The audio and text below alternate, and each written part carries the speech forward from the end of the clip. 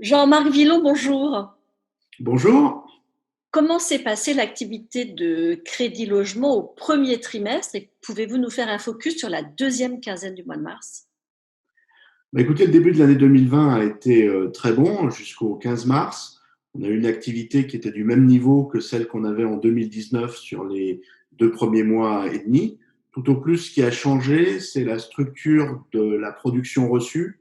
On a commencé à observer les premiers effets des recommandations du Haut Comité de stabilité financière, avec des taux d'apport plus élevés, avec des taux d'endettement plus bas et probablement une sortie de certains primo-accédants jeunes du marché. Mais en volume, tout était au même niveau qu'en 2019. Et puis est arrivé le moment du confinement. Et à partir de là, évidemment, l'activité a baissé de manière extrêmement importante. Elle a été divisée par deux. C'est assez simple à calculer. Là, on est un mois après le début du confinement. Et ce qui nous surprend, c'est qu'on est toujours sur ce rythme d'une division par deux par rapport au volume de début d'année.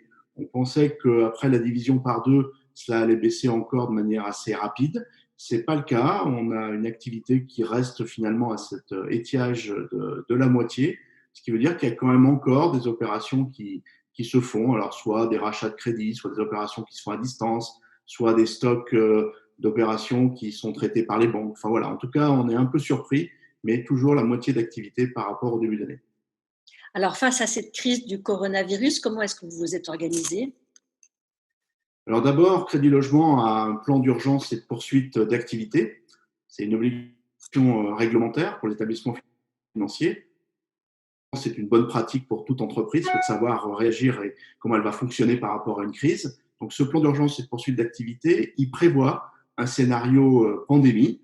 Et ce scénario, évidemment, on l'a testé, réactualisé, remis à jour en début d'année, quand on a vu ce qui se passait du côté de l'Asie. Et ça nous a permis de le déployer phase par phase, notamment à partir du début du mois de février, pour arriver en situation, le jour du confinement, même la veille du confinement, d'être en situation de télétravail complet pour tous les collaborateurs de l'entreprise, ou quasiment la totalité, 98% des collaborateurs de l'entreprise peuvent être en télétravail.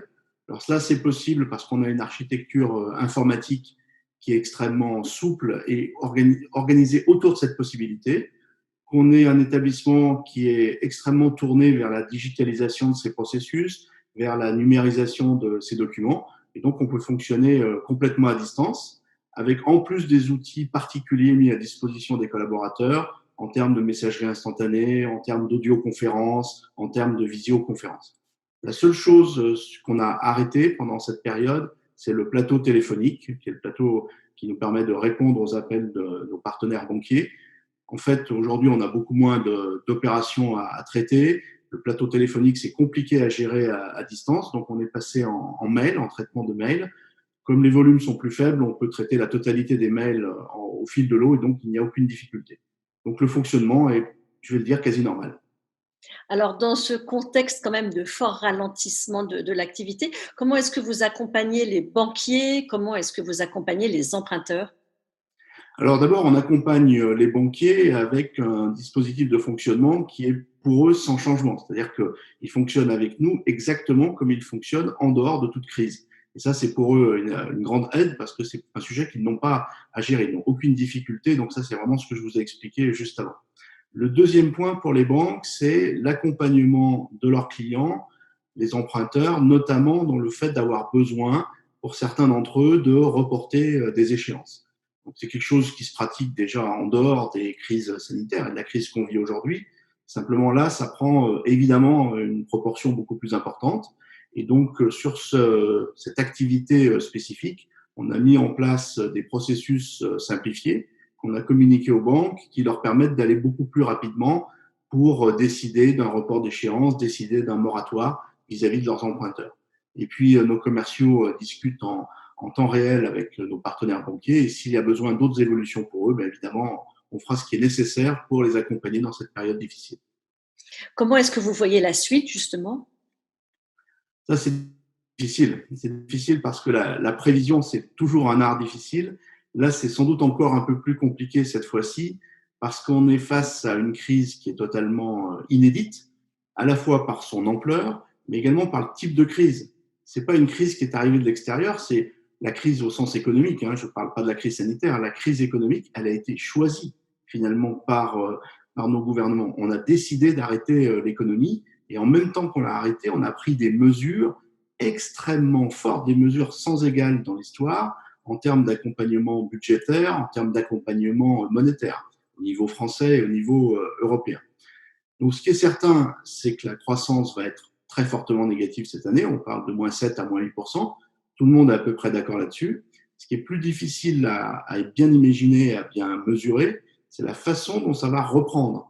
Donc, on sait tous que la sortie du confinement va être progressive. Ça, il n'y a pas de doute là-dessus. Mais est-ce que les mesures qui sont prises seront suffisantes pour limiter les impacts sur les faillites d'entreprises, limiter les impacts sur le moral des consommateurs, de façon à ce qu'on puisse avoir une reprise graduelle à l'été, sûrement plus probablement à la rentrée. C'est un peu là-dessus qu'il y a des paris aujourd'hui qu'il faut ouvrir. Et puis avec une inconnue qui est, est-ce que l'épidémie va rester sous contrôle? Est-ce qu'on peut avoir des résurgences? Donc le scénario central est plutôt une reprise au fond assez dynamique, mais qui vient de la baisse importante qu'on a connue à partir de 2021, dans un contexte de chômage en hausse, dans un contexte de faillite d'entreprise en hausse, mais qui resterait maîtrisé. On ne retrouverait pas les niveaux d'activité qu'on connaît à la fin de l'année 2019, à la fin 2021. Il faudra encore plusieurs années, mais en tout cas, le choc pourrait être limité. Et du coup, dans ce contexte-là, l'impact sur l'immobilier résidentiel, c'est bien sûr moins de transactions, en particulier en 2020, moins 25, moins 30% en 2020. C'est sans doute encore un impact en 2021, mais on peut avoir des effets qui restent limités. En tout cas, ils seront plus limités à notre sens sur l'immobilier résidentiel que sur l'immobilier de bureaux, par exemple. Alors, dernière question, Jean-Marc Villon. Est-ce que Crédit Logement est suffisamment solide pour faire face à cette crise sanitaire? La réponse est oui.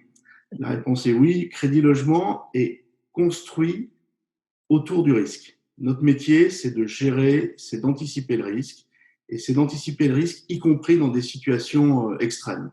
Et d'ailleurs, on consacre beaucoup de temps, beaucoup d'énergie à mettre en place des modèles de simulation, des modèles d'analyse, à faire ce qu'on appelle des stress tests, des reverse stress tests, à avoir des plans de rétablissement, enfin tout un tas de dispositifs qui sont autour de comment on réagit à une crise, comment on s'y adapte et comment on peut être, dans tous les cas, suffisamment solide. Donc ça, c'est vraiment une partie très importante de notre métier. Là, ce qui se passe, c'est qu'on a une crise qui n'est pas dans les scénarios qui ont été prévus. Elle est différente. Elle est différente de la façon dont elle se construit, elle est différente par son ampleur, mais on peut retravailler sur des simulations autour de cette crise. C'est ce qu'on est en train de faire. On a déjà de premiers résultats qui sont extrêmement encourageants et qui démontrent une nouvelle fois la solidité de Crédit Logement face à ce type de crise. Alors, évidemment, une crise comme ça fait mal. C'est pas comme s'il se passait rien. Mais Crédit Logement est suffisamment solide et d'autant plus solide qu'on part d'une situation sur le risque qui était avant la crise historiquement basse. Donc on part d'une situation qui était extrêmement bonne en termes de fondamentaux sur le risque, sur le financement de l'immobilier. Et donc c'est ce qui permet aussi d'absorber plus facilement cette crise telle qu'on est en train de